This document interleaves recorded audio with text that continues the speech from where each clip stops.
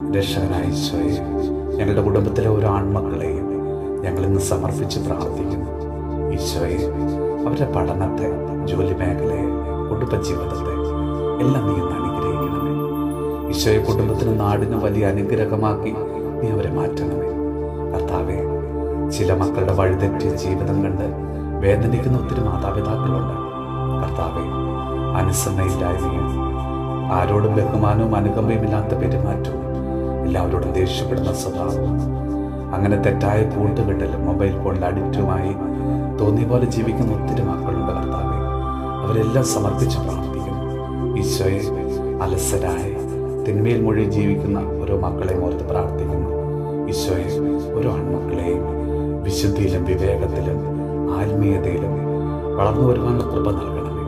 കർത്താവെ, നിന്റെ നെഞ്ചോട് ചേർത്ത് പിടിച്ച് അവരെ നീ അനുഗ്രഹിക്കണമേ.